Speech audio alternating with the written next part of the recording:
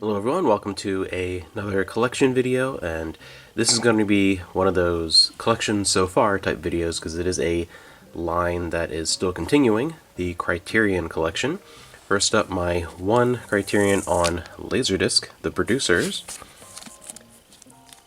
the classic Mel Brooks film. The only Criterion I have on LaserDisc. Was very happy to randomly stumble upon this many years ago at a thrift store. Criterion has a ton of releases on LaserDisc. The two that I'm still on the lookout for, though, are Lolita and the first edition of King Kong. Those are the only other two I'm looking for on that particular format. The rest are on DVD and Blu-ray. And for this one, I'm just going to very briefly talk about each one of these films. They're all definitely highly recommended, and I'd love to hear in the comments if there's any one of these films you'd like me to do a bit of a spotlight on, just the individual movie, and talk more about it. You'd like to know more about it, that would be fantastic. I'd love to go ahead and do that. But for the sake of a collection video, trying to keep it short, just speak very briefly about some of these.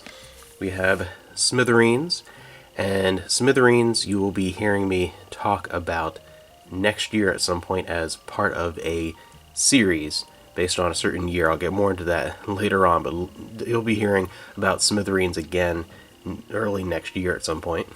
That is a fantastic early 80s look at a certain aspect of New York City at the time, the punk rock underground culture.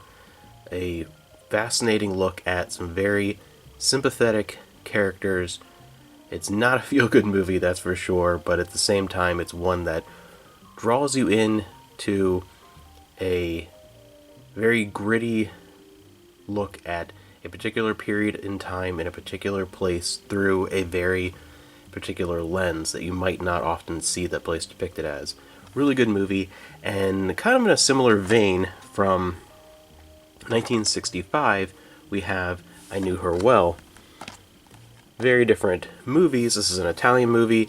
Very different movies, but while Smithereens is a great, often kind of depressing look at a certain aspect of New York in the very early 1980s, I Knew Her Well is, again, a somewhat depressing but fascinating look at Italy in the 1960s, and both through the eyes of a young female character at that time. So these two, very different films, but they can be compared in that way, and both that I'd love to talk more about in the future. Wonderful films. And keeping on, I guess here with the next couple with the more depressing side of things, before we get into some more of the comedies and stuff, we have The Virgin Suicides, directed by Sofia Coppola, and I can't believe I never saw this movie till, I think, less than 2 years ago. Amanda actually showed it to me for the first time. We have a regular DVD edition that we stumbled upon, and she had seen it before, and she was like surprised to hear that I'd never seen it. So we watched it, and I loved it enough to go and grab the Criterion. It's a type of movie that I enjoy. It features a lot of actors and actresses in the cast that I like, Kirsten Dunst in particular, and again it follows that vein of fascinating yet depressing look at a certain topic, a certain window of time. Then for something very different, we get into the more comedic fare, Being There, with Peter Sellers on DVD, the double disc, a 2-disc edition with a ton of extra features, as all these Criterions have. That's one of the main draws, is all the extra content presented in these films. And Being There, I have already spoken about at length in my favorite movies of all time video series. I'll be tagging that at the end of this if you've not checked it out.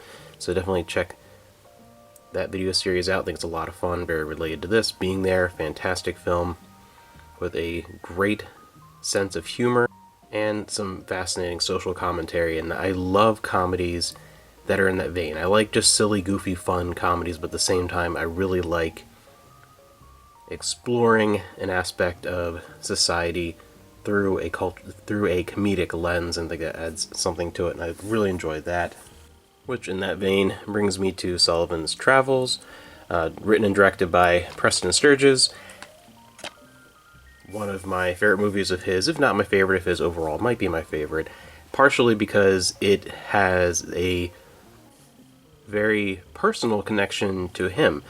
A lot of his work is very much ingrained in exploring aspects of his life, but this feels very particular to his situation growing up in his resistance to life with his mother in Europe and the constant overflow of very pretentious high culture that he rebelled against, and feels very related to the main character in here, who has never really experienced hardship in his life and wants to find a way to understand that, to be able to write movies that explore those topics, the topics of poverty and what it is like in that time frame, and decides to get some ratty old clothes and travel as a tramp to try and find out what it's like to actually have, trials and tribulations over the course of your life, and things don't go quite as planned and go awry. And luckily, to add to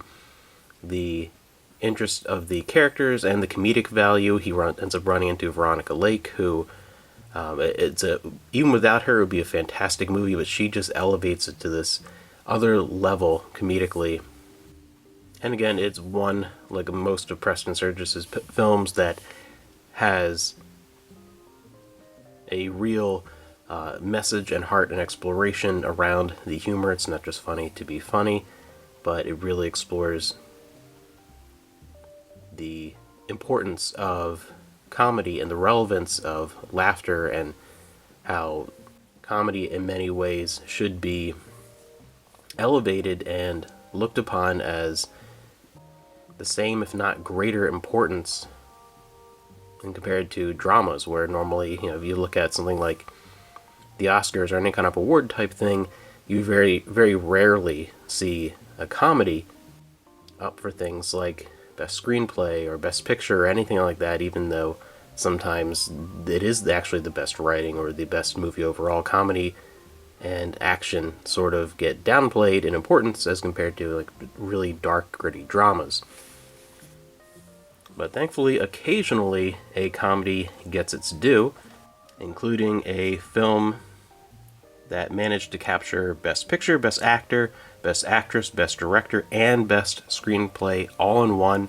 Very rare thing to happen, and then almost impossible to see when it comes to comedies, even though many rightfully should be in that category. We have the classic It Happened One Night with Clark Gable and Claudette Colbert, and I really enjoy Clark Gable in these types of roles, rather than just being the sort of gallant ladies' man, like the type of character he would play in something Gone with the Wind.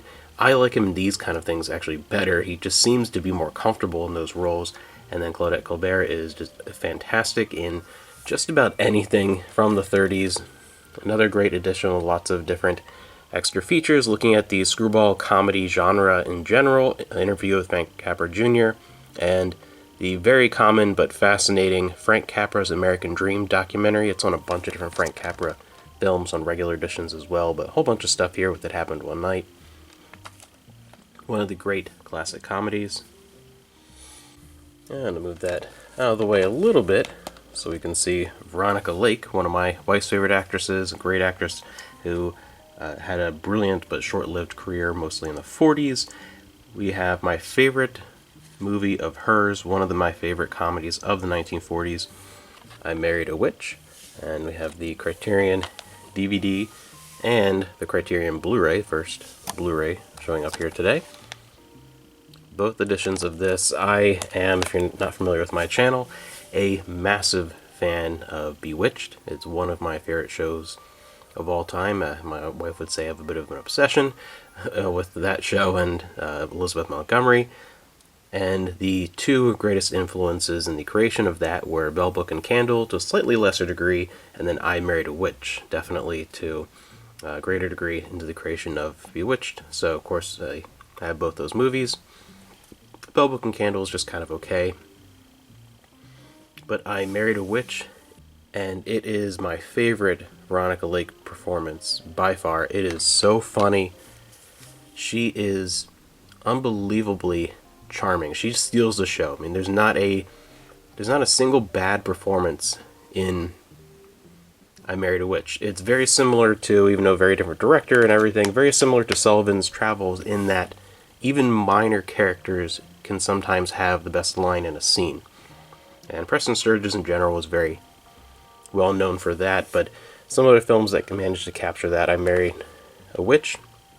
Her father's fantastic. Everyone in the cast does a great job. It is a hilarious story of a witch who is burned at the stake and curses a family line, and things go awry. She ends up drinking her own love potion and falling in love with an ancestor of the man who wronged her, and turns into this very funny, magical, hilarious adventure, and just very heartfelt, beautiful, romantic elements that just, it comes together to be one of the best romantic comedies ever filmed. One of my personal favorites.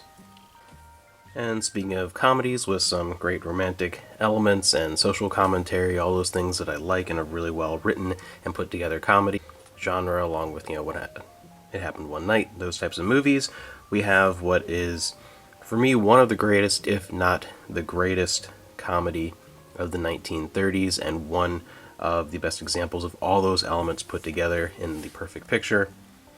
One of my favorite movies of all time. Another one that I talked about at length, of course, in that series on my favorite movies. We have My Man Godfrey, Carole Lombard, and the great William Powell, one of my favorite actors. This is the Criterion DVD, and for this one, a really interesting new cover for the Criterion Blu-ray, one of the few that I have both features for, and a bunch of great special features: Lux Radio Theater adaptation from 38, newsreels, all kinds of different extras in these.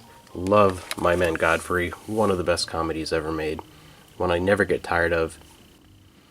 And I love William Powell, mostly when he's paired up with Myrna Loy. This is one of the few times where he's not with Myrna Loy, where it is one of my favorite movies ever. He's had lots of other great movies without her, but in general, my favorite thing is the pairing of the two of them. But here, with Carole Lombard, who he was married to at one point, he pulls off one of the greatest performances he's ever done comedically.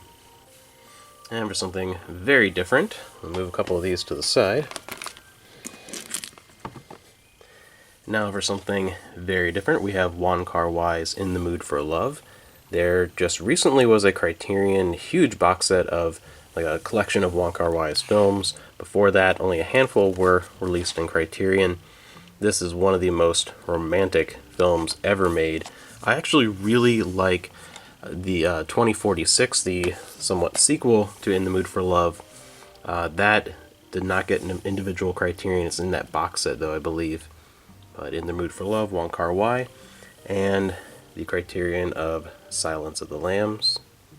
Still one of the most beautifully crafted thrillers of all time.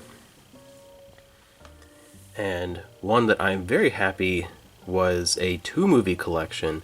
We have the complete Lady Snowblood and Lady Snowblood Love Song of Vengeance.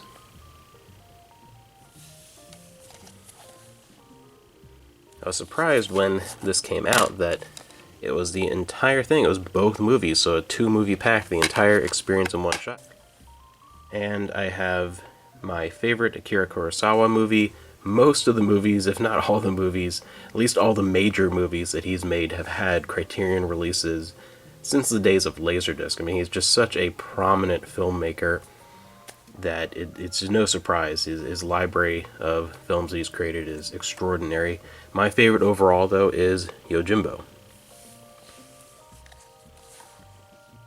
And this is one of the first, actually it might be the first Criterion I ever owned, I'm trying to think, because this is one that I really wanted to grab immediately when it came out, because I adore that movie. Definitely my favorite overall in the whole samurai genre. And if I had that, I had to, of course, get Sanjuro, so Criterion Collection, to go along with it. And the very last one, we have Guillermo del Toro's Pan's Labyrinth, the Criterion Blu-ray. Gorgeous, gorgeous film. Absolutely incredible. And this is also one of Amanda's favorites. so she really enjoys having that as well. And it's a very good release of Pan's Labyrinth from Criterion. It's interesting, I've actually heard a couple people say that they prefer it picture-wise and over even the most recent, 4K releases. Criterion Blu-ray of Pan's Labyrinth is a really high-quality release, as most Criterions are in general. So, as of the end of 2021, this is my current Criterion collection.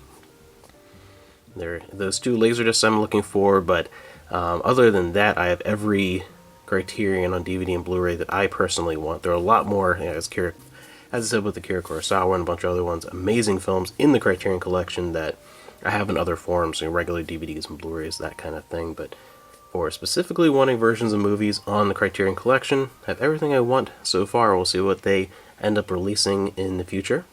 And I'd love to, again, hear if there's any of these movies in particular you'd like me to talk about a little more in depth. And if you have your own video with your Criterion collection, it's very common to have a decent sized Criterion collection, I think, with most film collectors. Link the video below and I'll be sure to check it out. Thank you for joining me.